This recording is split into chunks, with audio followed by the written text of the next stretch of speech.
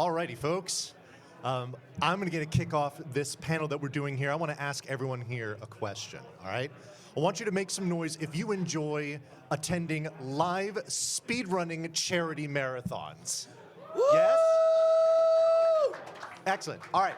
Now, have you ever asked yourself, man, I really wish I had more live speedrunning charity marathons in my life? All the time. I'm sure you have. And if you have, then you are in the right place because we are going to be spending the next hour or so talking about RPG Limit Break. So before we do, let's introduce ourselves. My name is Vonnie Vaughn. I am a staff member with RPG Limit Break. I'm the host volunteer coordinator. And to my right here are people that are pretty recognizable around these parts. Yeah. That is puwexil and HeroicSpiritGamer. They are the managing members of the RPG Limit Break LLC. And then all the way down there at the end, we have Ashen Prime, who is also a staff member with us as well, does a lot of the tech for what we do here. So we're going to be talking about this live annual event that we do every year. It's typically in May of every year. And I want to start out by talking about just kind of our roots, the history of RPG Limit Break and where we came from. It is an event that dates back well over a decade. It definitely does have humble beginnings. It was basically started in someone's living room and then expanded greatly to having hundreds of attendees. So there's been a lot of growth and a lot of continuity there with the community. But I feel there's nobody better to talk about this than puwexil, who has been there from the very beginning and has seen it all. So puwexil, tell them about where RPG Limit Break came from. Sure. Well, it's we can't really talk about the start of RPG Limit Break without talking about another event called Crystals for Life, which was another event that was held twice in Canada in 2013 and 2014. The 2013 event being just a Final Fantasy series marathon, basically all mainline Final Fantasy games and a few side ones. And then another one in 2014 that was just open to all RPGs. And then after the 2014 event, it became kind of clear that that event was not going to continue to a third year. Just because of the organizers moving on, and a number of Crystals for Life attendees, such as myself and I believe Alec, who's probably going to be hearing from a little later too, were at the Summer Games Done Quick event in Denver, Colorado that year, and we had a meet up at a fall restaurant to kind of talk about kind of what we wanted to do for our community if, assuming Crystals for Life decided not to continue. And I guess to kind of make a long story short, we decided to kind of start our own live in-person charity event that we eventually decided to call RPG Limit Break. And then we held a kind of a discussion on the SDA forums, the Speed Demos Archive forums, which is kind of the main hub for speedrun community activity at the time.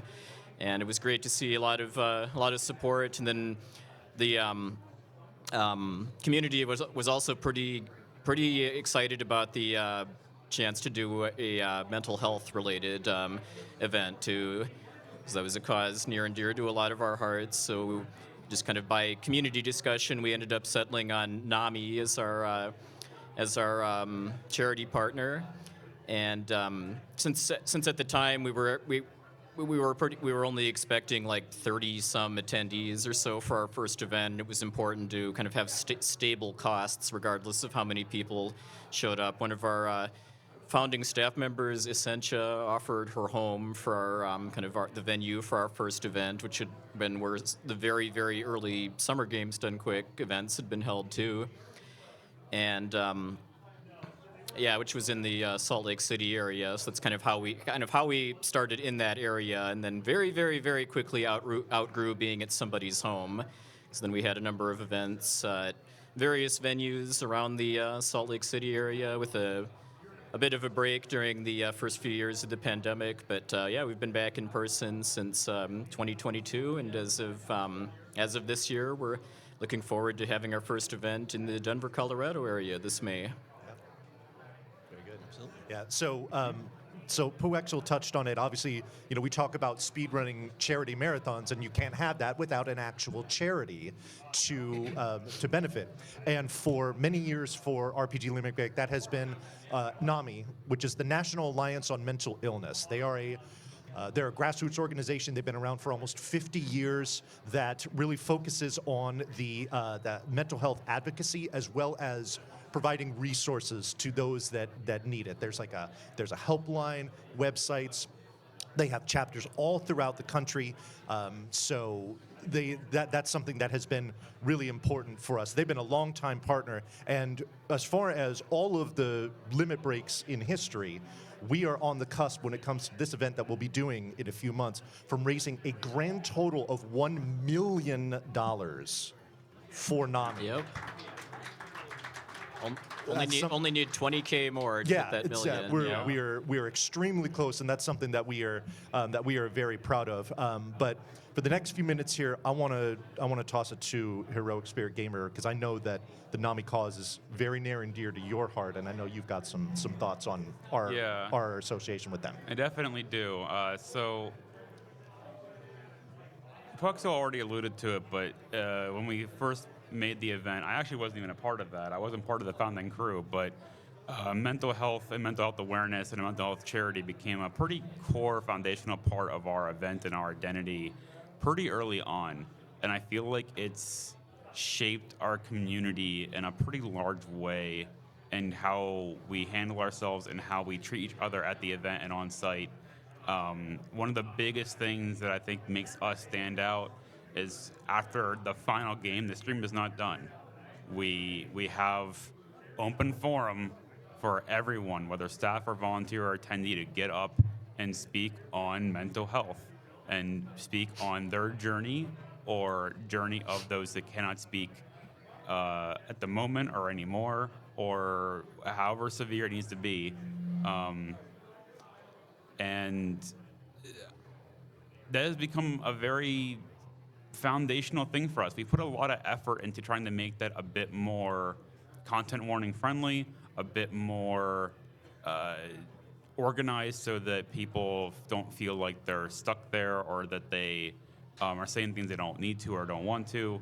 But we don't want to remove that from occurring, even if it is topics and things that are hard to hear for people, by whether small or large. And just in general, mental health has become just a part of our community. I think even if one of the feedbacks we do get about NAMI is that it's not international, and there really isn't a lot of international opportunities when it comes to mental health charities, unfortunately. It's something that we do somewhat explore continuously, but we're sticking with NAMI for the moment. Maybe better opportunities will come in the future. Who knows? But with our partnership with NAMI currently, 75% of our fundraising goes towards their helpline, which is actually a partially international endeavor. So we do try to make that as international as possible to include that part of our community as well. Yeah, speaking about the community and being international, we do have folks that come from all over the globe to attend our events. So it does have that higher reach. But then you were kind of talking about with the community and you were talking about kind of the content warnings and just and that whole bit. One thing that we do at the conclusion of every event is like a testimonial section where anybody in attendance can come up in front of the camera, get an open mic for a few minutes, and they can talk, kind of get some things off their chest, or say some things that are kind of cathartic in nature as far as maybe some of the struggles and some of the things that they've been through. And so I really appreciate that this organization gives those folks that opportunity to, and for a lot of people it's terrifying, I'm sure, to be able to get up in front of a crowd like that. It's just you and a mic, and to kind of face that fear and to kind of just power through it and say what you want to say to a group of people who are listening to you.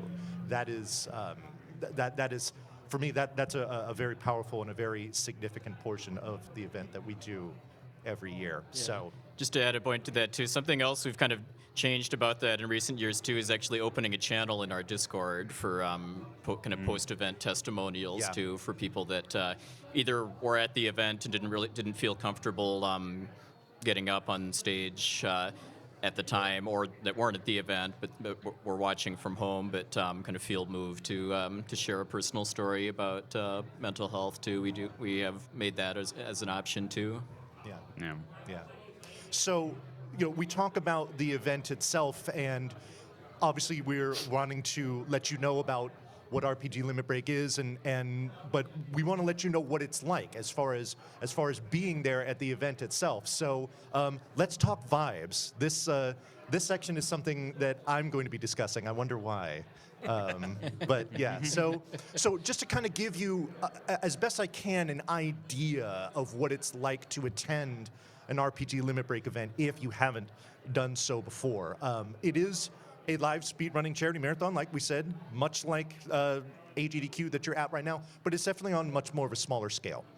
Usually our attendees are somewhere in the handful of hundreds as for each of our events. So for those of you that have been attending GDQ events for a very long time, and some of the ones when they were starting out were definitely a lot smaller. The Limit Break is a lot more like those older GDQ events, where just kind of the general scale and the size of the crowds and everything like that would be more similar to something like that.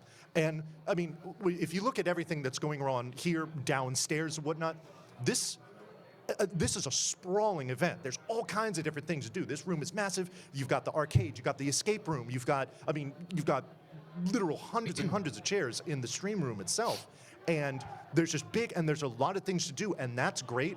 But for some people, we recognize that it's almost too many things to do. It's almost too much, So for those that are looking for something that's a little quieter, maybe something that's a little more intimate, that's the kind of vibe that we have at RPG Limit Break. And intimate is a word that I have here specifically noted because the smaller event, I feel like, makes it much easier and much more conducive to really connecting with a lot of the members of the community. Obviously, there are plenty of people here that make connections and have lifelong friendships, and sometimes even romantic relationships. People meet here and get married and things like that. So that's great and everything like that. But with Limit Break, as far as hanging out with a group of friends, really getting to know people on a deeper level that have your similar interests, maybe have some of your similar struggles or things like that, and you want to make that personal connection with someone like that. Limit Break is a fantastic place to do that. And I have made I've been attending every event since 2017 and have made several lifelong friendships from this group of people that I wouldn't trade for the world. It really is a very special group of people. And obviously I'm talking about the group of people that have been there, but as far as the community growing, as far as welcoming new people into the fold, that's another thing that I really like about this group, as they are very, very receptive to new folks, to bringing more people into what we do, making them feel at home, making them feel comfortable, making them feel like family. I think it's the best way to putting it.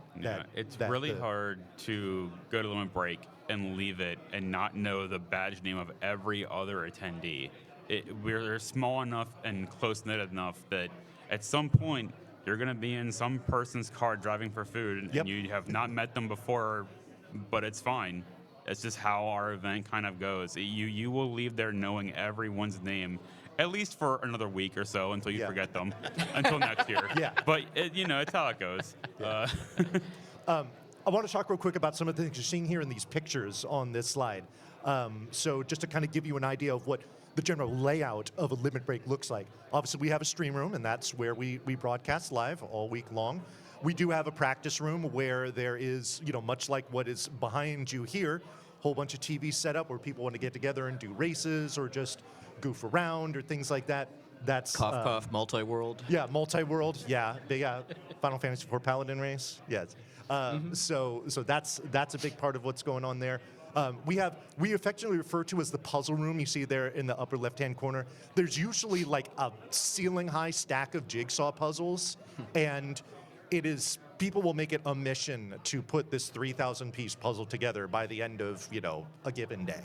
It's something that's very intrinsic to Limit Break is the jigsaw puzzles. So if you like jigsaw puzzles, maybe that's a selling point for you. Maybe that's something. Oh, hey, you know what? I remember putting together puzzles when I was a kid or something like that. And so we definitely have that opportunity for you as well. But also in that puzzle room, I think there's a picture of it there, the mahjong table. There is a mahjong table there, always just going. out of shot. Last year, there was a lot of Blood on the Clock Tower activity. I know Gamer's a big fan of that. There's also plenty of Blood on the Clock Tower here this year, too. Yeah. You're welcome. Exactly. So if you want more Blood of the Clock Tower in your life, Limit Break. I have a feeling that's going to be a mainstay for future events. So, and speaking of future events, puwexil alluded to it earlier that our events have been held in Salt Lake City, Utah. But for our event that we're having this year in May, we are making the move to Denver. Now, and something that he was talking about as far as why we were in Salt Lake City was because, this literally started in someone's house. Like, all the equipment was there. Like, all the CRTs that we would play on got stored in their attic. So it was obviously very local and centralized to where they were. But as the event grew and we moved to event spaces like this,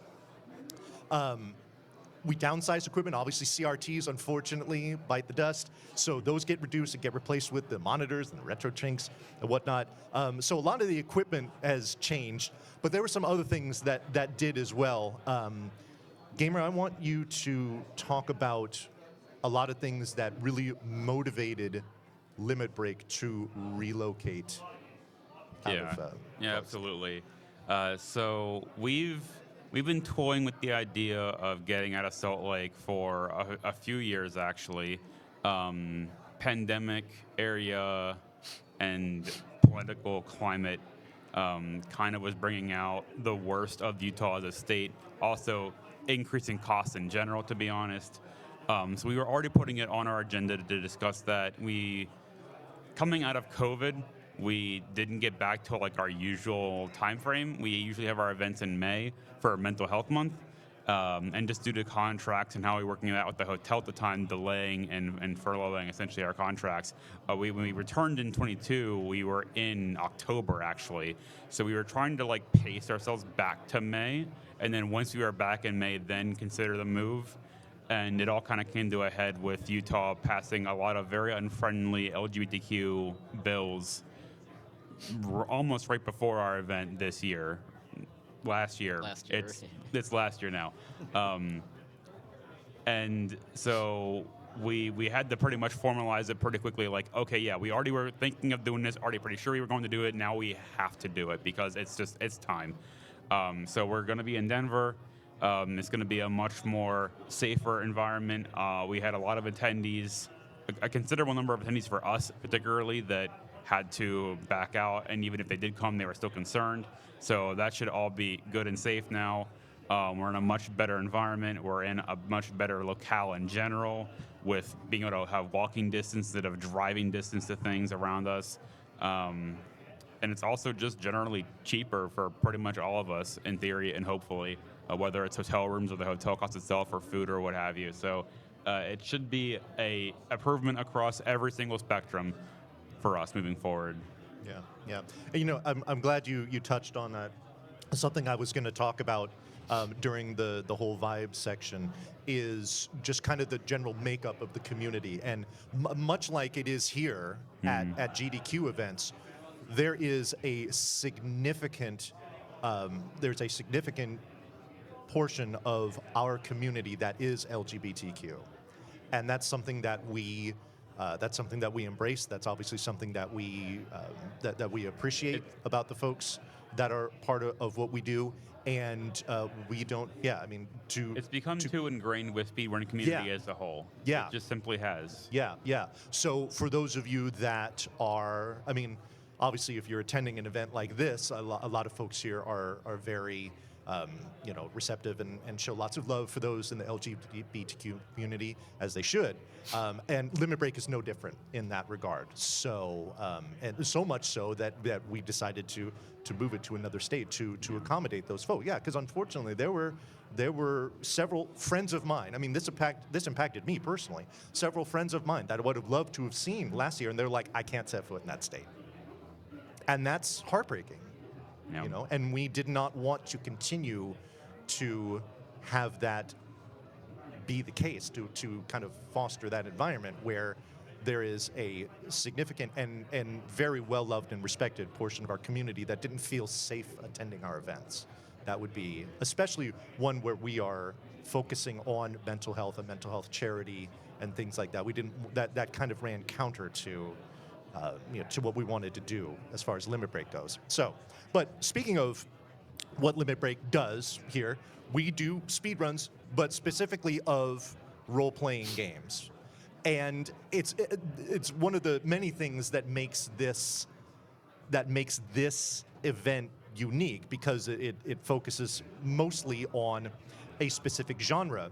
And maybe this is just my personal thoughts, but I feel like RPGs are rather underrepresented in marathon events, and a lot of that honestly has to do with the time of these runs. If you have these smaller online marathons that are only 3 or 4 days long, and you've got a run that takes 4, 5, 6, 7, 8 hours, especially if it's ones that are taking nightly breaks, which I feel like a lot more of these online events are doing that. It's really tough to commit, basically like half a day or more to just one person or one run. And I get it, but we also embrace that. That is something, I know I've said it at events before, like, those of you feel like you have like a misfit run that you do, come to us. We will be your happy home for the runs that you do. And nobody better to talk about RPG speedruns than puwexil, who has done so many of them at a high level over many years. So, puwexil, tell them about the happy home that we have. I just want to cut in real quick. One of my favorite things from our 24 event, we had a day where there was 3 games in the whole day. That's the epitome of our event.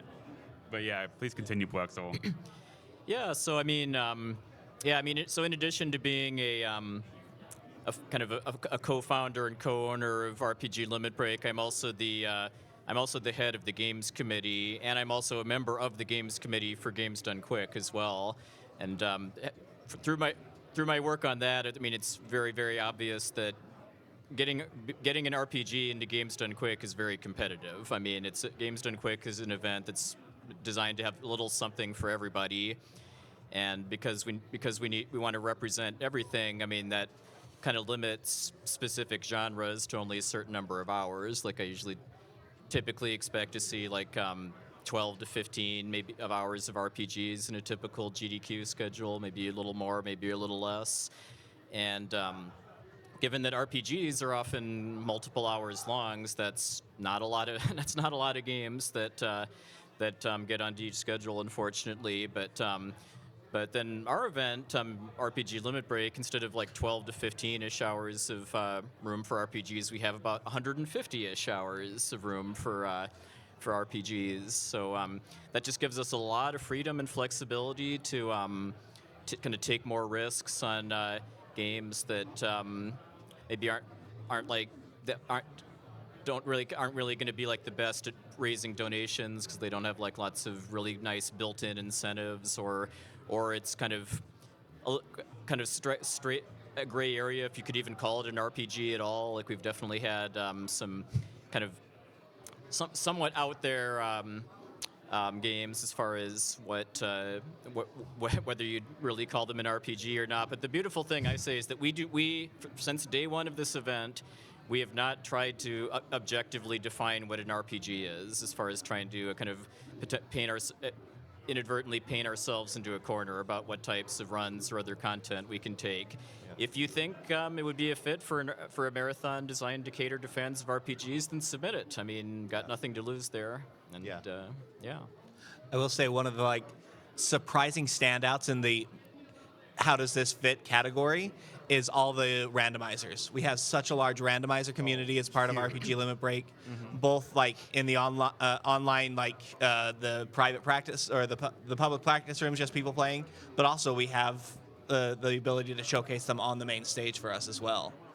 So yeah, it's a wide spectrum of types of runs that fit the mold. Yeah.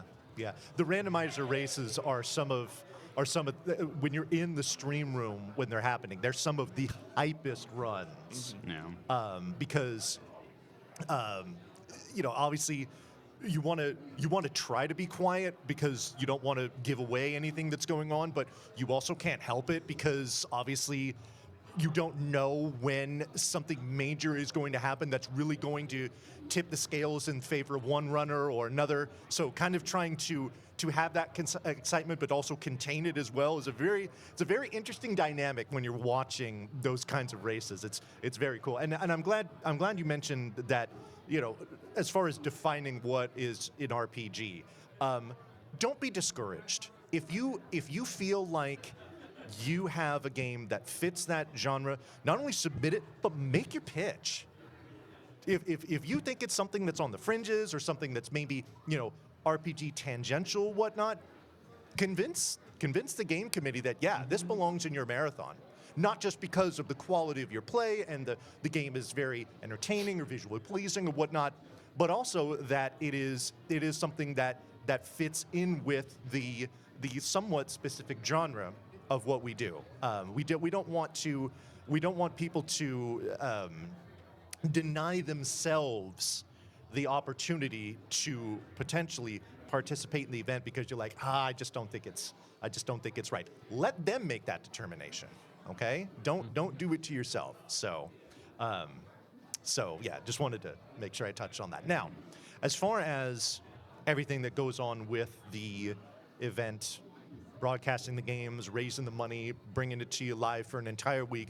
Obviously, this would be completely impossible to do if it wasn't for all the folks that are very generous with their time in the form of our volunteers. No. Okay, the volunteers that are required to make a charity. I mean, they're the lifeblood of any charity marathon. And kind of just the general volunteers that we need aren't much different from GDQ. But for folks that want to do volunteering in person, sometimes it can be tough to get your foot in the door because there's so many people that want to do it. And, that's great. You obviously want to have a lot of people that are enthusiastic about taking part in an event like this, where you're raising money, doing good, all that stuff. But sometimes it can be difficult to kind of get your foot in the door. RPG Limit Break is another opportunity for folks that want to do that. Everything from, hosting to doing stream tech, audio tech, even things like, if you want to help out with donations, check-in, things like that. Like, we have all of those needs. And for those of you that want to get that in-person experience, Limit Break is another fantastic opportunity to do that. But as far as the specific roles, what we're looking for, and what goes into that, Gamer, I want you to talk about that. What kind of roles do we have for folks that want to get into helping out with what we do? Yeah, absolutely. So if anyone's familiar with or volunteers for Games Done Quick, it's honestly, we're almost one-to-one in terms of the kinds of roles we offer. Our tech crew is not as expanded, but otherwise we're pretty close. So we have donations. Here on GDQ, it's largely in person. For us, it's largely remote, actually, just because it kind of makes sense for us to take more remote volunteers there with attendance numbers being what they are and volunteer numbers being what they are, we prefer to have our volunteers working on things that have to be on site, and we can make remote work for that, so we do. And we have hosting, as Wani can attest to. We have cleaning, we have safety, we have quite a number of tech roles. We have stream stage audio, much like GDQ, but then beyond that, we just simply have producer and interview tech. Interview tech is one person, and one person mans and staffs all of interview at a time. It's not like a whole crew like they have here. We keep it pretty simple, at least at our current production level anyway. I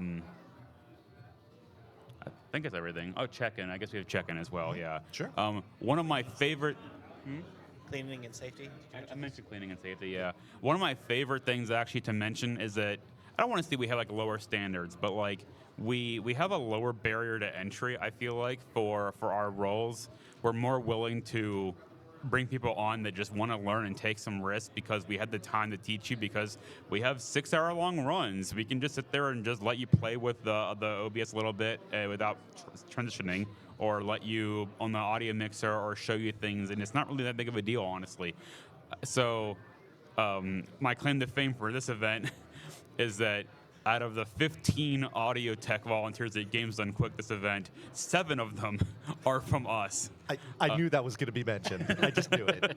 Yeah. So if you round up, we're half.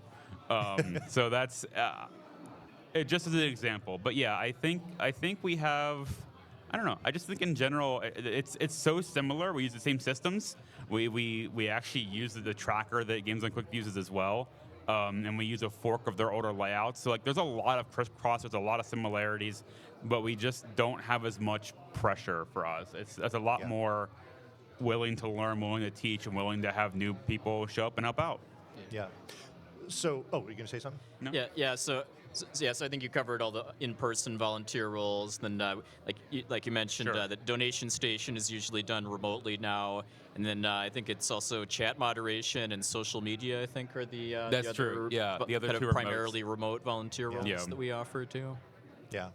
And a lot of that was, I mean, obviously there are those are roles that don't need to be on site, but for ones that where we kind of had that option, and obviously a lot of this was born from trying to, get the event back on track as a result of the pandemic, where there was a lot of things that we kind of had to shift to online because, it was a lot of people still felt unsafe traveling, unsafe being in large crowds, groups of people, whatnot. But we still wanted to make sure, we still wanted to make sure that they had the ability to participate, that they were able to be included in what we do. We didn't want to discourage what again was a significant portion of our established community from being a part of what we do.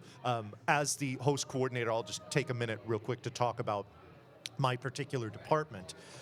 For those of you that are not familiar with the Games Done Quick, as far as their hosting process, it is very rigorous, and it needs to be, honestly, because they get tons of applicants. This is, it's very visible, and they have a they have a very like I said, rigorous process for evaluation for what they do. Limit Break, not so much. It is much more laid back. It's basically just me, giving the feedback, working with folks, and whatnot. Although I suppose that's not true. We've gotten this far into this panel, and we haven't mentioned an extremely treasured and valued member of our staff and our community, and that's someone that, for those of you who are longtime members or watchers of GDQ, this name will be familiar, and that's Bob the Ninja Goldfish. He is our volunteer coordinator manager. So all of us kind of in those departments kind of report to him, and he's very involved with that, the hosting too. But yeah, so for those of you that maybe were looking for something a little more low key when it comes to doing an audition for hosting and whatnot, Limit Break provides that. So it's usually just about a 5-minute long or so recording that you do we give you some blurbs to read. We want you to tell us about yourself a little bit so that we kind of know who you are, links to the community, because obviously those things are important as well. And that's pretty much it. And we do have several of our hosts that are offsite, that are online. So if you want to be involved in what we do, but you cannot attend or whatnot, and you still want to be a part of it, there is that opportunity as well. So wanted to make sure that I made that point. So, okay. Now, as far as this whole event that we do, well, where can you watch it? Twitch.tv/RPG Limit Break. But the channel is much more than just the weekly annual event that we do. We have all kinds of different things that go on the channel, and those are community events. We started a regular podcast series where we will interview members of the community and talk to them about their runs that they're doing, maybe delve into some tech and whatnot. We've got we've people that want to do tournaments or races or things like that with RPGs. A lot of it is randomizers too. That happens on our channel. There's all kinds of different content. And Ashen, I want you to talk about this because you obviously run a lot of the tech for it and you head up a lot of these things. But yeah, the random encounters, the side quests and whatnot. Tell these folks what that's all about. Yeah, absolutely. We obviously have the big main event that we've had for however many years, but within the last year and a half or so, we've tried to do more specifically RPG Limit Break themed shows on our Twitch channel. And honestly, leading the charge for that, everybody has wanted it, but leading the charge for that and doing a lot of the work of organizing and making it happen is the Sid, who's just been amazing at finding people to come and do things. But yeah, these are fully remote. Everybody calls in, everybody connects to my computer at home, and I get to press all the buttons, and it's fun. And we can do various things. We've got, as you see on screen, we've got just podcasts, just friends sitting around talking about a thing that they're excited about, talking about the newest game or strats in a series or any of that. Side quests, which are a similar idea, but usually with a run involved. So somebody specifically running, what is one that we just did? They've all fallen out of my brain. It's great. Dragon Quest 3 HD was the latest one we did. Great, yeah. So getting a runner and a game and just letting them showcase the game just in the middle of the year because we want to and it's fun. Usually we try and theme these around what's happening in the community, what games are being released, and other things like that. And specific to that is kind of the random encounters. These are where we have a specific really cool opportunity to work with the games creators, get a sponsored stream going basically to showcase a game. Usually this is with it releases when they're putting the money towards those kind of sponsorships, but we're open to anything else, give Gamer a call or an email. That's he handles those kind of sponsorship things. So those are the kind of things that we're doing on the channel. But there are a whole lot of other community events that happen on the channel as well. Yeah, Funny. Yeah, I know we had a marathon recently where it was just a weekend or 3 days or so where it was just Suikoden runs. There was an event that we did. It was a tribute to someone who passed away. I can't remember who that was. Moriyama. There you go. That's what it was. Yeah. So we got together a lot of the games that Moriyama worked on and kind of did a tribute to him. So it's cool little things like that. As far as the podcast goes, in addition to doing the hosting, I also am part of the interview team there as well. And so a lot of the interview folks will be the ones doing the interviews on the podcast.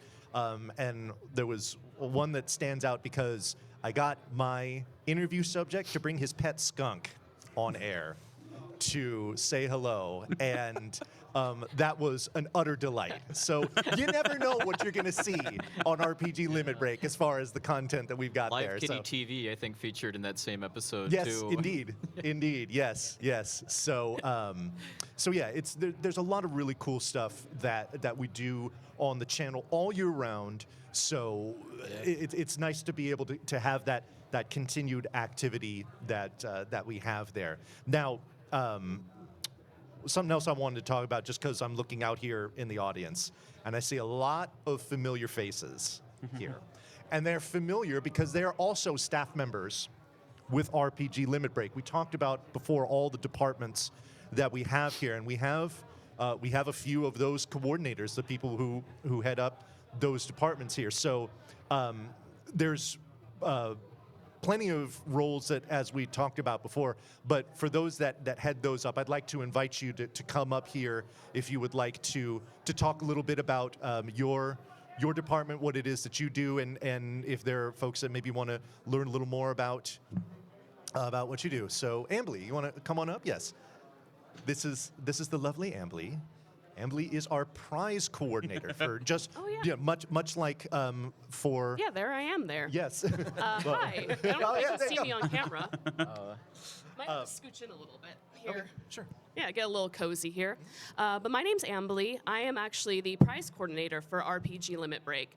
And much like GDQ, when you donate to our event, there are tons of amazing prizes that you can win. I think one of my Buster favorite... Sword. Yeah, Buster Sword. We had a Buster Sword last year. That was fantastic. Very heavy. Yes. As one can imagine a Buster Sword would be. But probably my favorite part about that is just seeing all of the amazing and creative things y'all come up with to submit for prizes. Like, yes, it's fantastic to get things like Buster Swords from companies and professionally made plushes and things like that. But the sheer creativity a lot of y'all have with the things that you make. I think one of them last year was that Zeromis cross stitch that somebody made. That thing was amazing. So if you like prizes as much as I do, and you like making stuff and submitting stuff, please think of us too. Prize submissions. Actually, I don't have a flyer in front of me, so I don't remember when they open exactly. But we'll let you all know when they open. March 16th is the answer to that. Yeah, March question. 16th. Yep. We do have flyers to give out to people here with all of our event dates on it too, just so y'all can remember. It's also on our website and everything. But I'll be the one. RPGLimitBreak.com. Yeah, RPGLimitBreak.com. But I just wanted to introduce myself so y'all know when you're talking to that mysterious person for the prize submissions, I'm the one you're talking to. So. And I think what's so cool about the prizes is that we have a very multi-talented community. And for those that maybe don't want to get up in front of a mic and host, or don't want to press buttons that are dependent on what you see there on the stream, but maybe they're really good at knitting, or really good at making perlers, or whatever else it is, it's a great way for folks to be able to contribute to what we do in their own unique way. And that's one of the things I just really appreciate about what this event allows, how it allows for people to contribute to what we do here. So next up, we're gonna have Alec come on and talk. Yes, hello everyone. I'm Alec K47. I am the former volunteer coordinator way back when. I'm one of only a couple founding staff here at this event, but it's been really interesting to see RPG Limit Break grow and change over time as an event. We had a very basic setup at first because we had a small budget, and how much our tech, our community, our runs have evolved over the years, because we've been doing this since 2015. And a lot has changed since then, for better and worse, for the event and the world. And now we're coming full circle in a way, going back to Denver after having pho and talking about what we wanted to do if Crystals for Life stopped. And it's been a wild ride, one I wouldn't trade for anything in the world, including having so many online volunteers at donations, because we can be flexible like that. And I want to say I appreciate that people are volunteering even if they can't make it to the event. So it's been a fun ride. I hope we can do this for many more years, and let's see what the future brings. I'm looking forward to it. Yeah. I think we need to find out if that pho place is still around and make a pilgrimage. Yes, exactly. Yeah. Where it all began. I looked, and unfortunately, I didn't see it. And I feel like the fact that it's a pho place is specifically important. Like, if y'all would have went to go get sandwiches, then maybe Limit Break wouldn't be what it is today. Who's next? We got the Sin. He is our interview tech coordinator. Yeah, I kind of wear many hats, but I do interview tech coordination. So basically, I handle the tech for the interview team. We're kind of calling the content team now since we're doing a lot more online stuff, more akin to a hot fix. But basically, content team handles the interviews on site, and we're looking to branch out and do a little bit more off site, out in the other rooms, do some more stingers like they do here. The other thing I handle is a lot of coordinating random encounters, side quests, the off-site content. One thing is I've got a very open door policy. I'll try anything once. So if you have any ideas of shows you want to run by me, games you want to run, I'm a lot more flexible with stuff until games committee shoots me down. So you can bring anything to my door. I can't promise that it'll make it back out, though. Also, you can find me in the Discord, and I have my DMs open, so feel free to message me. I've been trying to schmooze around and talk to a bunch of people and get some people interested. Ideally, the random encounter contents has about a 2-month plan out, so if you do need to take days off for that kind of thing, or need to have it scheduled well in advance so you know it's coming, we are good with that. We don't do it last minute, just so you guys know. Am I missing anything? You're good. Sounds good to me. Yep. If you have any further questions, DM me and I'll answer them for sure. Cool. Alrighty. Thank you, Sid. Next, we have Dowolf, who's going to come up and talk about what he does. Yeah, hi. So, I'm Dowolf. I am the check-in coordinator. So, obviously, this is a great role if you are just looking to start out, don't really have a lot of technical skills, but just want to start out volunteering. Half the job is basically just sort of being there, helping out anyone who comes in the doors, has questions like, what is this event even? And you can just be that first line of contact to introduce RPG Limit Break to them. So just a little bit about myself. Real quick little thing about myself too. I started 2016, first event. I knew literally no one here, and basically, I'm just in the corner of the stream room on the setup day, practicing my game, and one of Ascension's children just sort of comes over and says, "Ooh, do that level! Ooh, do that level!" And then from there, met Ascension, met everyone here, and now, this is one of my favorite things every year to just come out and get to see all of my friends from this event again. So, cannot recommend it enough. Yep. I'm glad you shared that, kind of just that one little anecdotal thing that it was just a very minor thing, and it has blossomed into you being entrenched so deep into our community. And that is emblematic of what Limit Break is all about. I appreciate you sharing that. Thank you. No problem. Yeah. Next we have Wells JC, who's going to amazing toaster. Making a surprise appearance. We have a fun time with lookalikes at Limit Break. We not only myself and Wells. Doppelgangers are a thing at Limit Break. Yes. So I'm the stage tech role coordinator for Limit Break. My volunteering journey actually started out with them in 2018. I did some donations and some tech. At that point, tech wasn't quite as well delineated as it is today. But I started there, and I've since come to GDQ and done basically all the tech. Well, not quite all the tech roles, but pretty close.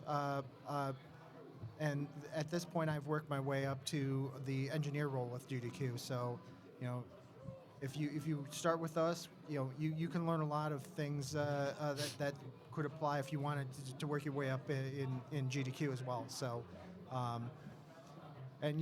our stage tech is quite similar to how it would be at GDQ, although we actually do a few more things at times, especially dealing with cameras, and we also help sit out with if they need some headsets cleaned off as well. We'll take care of that for them. It's a fairly similar situation as far as stage tech goes. But if you wanted to learn the role, you can definitely come and learn it with us. And we tend to do things by game as far as stage tech goes. So you show up, you take care of things, and once the game gets going, everything looks good, you can walk away for the rest of the game. But then again, it is a role where sometimes you need to watch that schedule and make sure you're there at the right time too, because As we know, over the last few years, we've had some situations where runs have shifted because of things beyond our control. We have not had the most fun time with tech issues the last 2 years, or hotel tech issues, I should clarify. So it's been a time.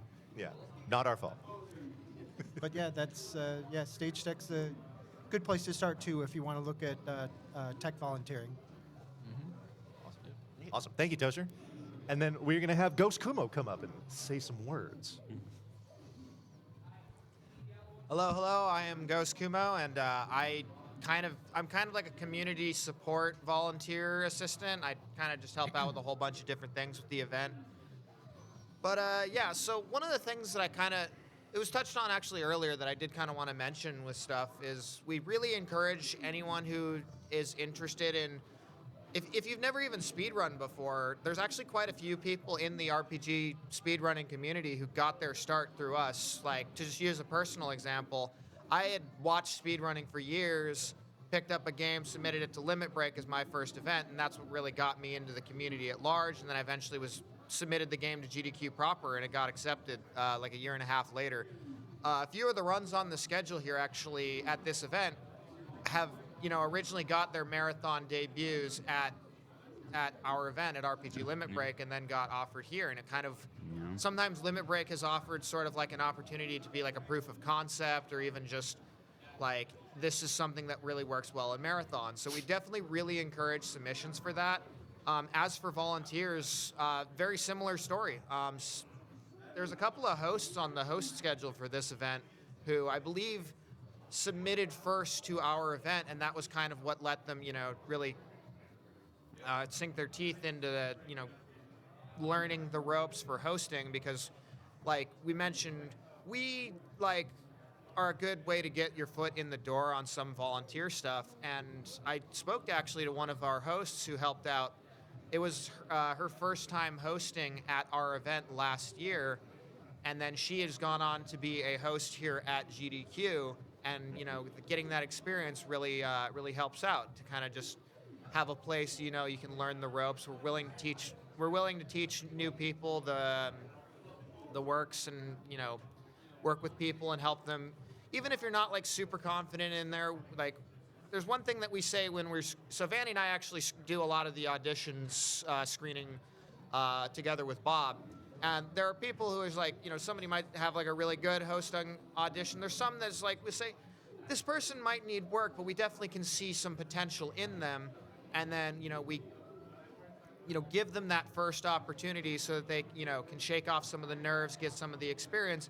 And then by the time they're done with their event, they continue to come back and submit to host for us. And some even go to submit for GDQ and even get accepted. So we definitely recommend if you're shy, nervous about something that you've always wanted to try, Limit Break can often be a great opportunity to kind of get yourself started on that. So. Awesome. Yeah, hosting mentioned, so, obviously I'll want to say something here, but something you mentioned, you're spot on, is not only the experience, but the confidence. I take a lot of pride in the folks that I work with in the hosting part of the volunteering, with kind of nurturing them, helping them grow, helping them be better, kind of correcting flaws or whatnot.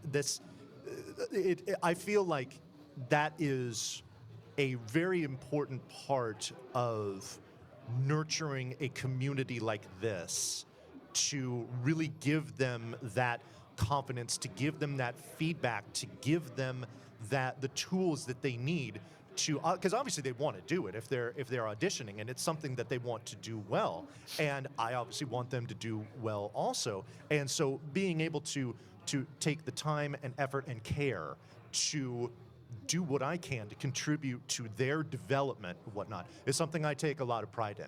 So again, this kind of circles back to my department. If you are wanting to be a host for an event like this, in person, week-long big event, then yeah, please don't be shy, don't be scared, don't be intimidated, anything like that. I'm more than happy to take the time to work with folks, even the ones that aren't accepted, because in years past especially, we've had a lot of people who have auditioned and have won and spoke up and said, yes, we want to do this, and that's great. We always love that. But we can't take everyone, unfortunately. We have to be a little more discerning with that. But even for those that don't get accepted, I'm happy to say, hey, listen, I obviously I appreciate you for wanting to be a part of what we do, and I would love to have you be a part of what we do in the future. And if you do, then this, and that. So yeah, that's a really important, and that's a kind of a unique thing to the hosting department specifically for. Yeah, and for what we do try to make sure that we pay attention to like the people who submit every year, and like there are several people that we've noticed like their auditions, they got better with experience, and they've submitted better and better auditions each year. So definitely like. We try to follow along with that development and take note of like where people are improving, and we like to be a contributing, part of that. So. Absolutely. Yeah. Thanks, GK. Very good. So that is as far as what we had planned here to discuss in regards to RPG Limit Break. That is that's going to do it for that part of it. But now, if there's anyone in the audience or anybody that has any questions or want us to elaborate on anything further, we'd like you to ask those questions now. We're happy to talk about that. Yeah, if anyone has any questions, we can get the microphone at the end here turned around, and we can make it so that you can talk into the microphone. Okay. And well, we're looking for that. I do also want to piggyback a bit on the development that the GK and Bonnie were talking about, even in other departments, in the technical departments, because obviously our technical systems that we use for RPG Limit Break are not going to be exactly the same as they have at a GDQ or any other marathon.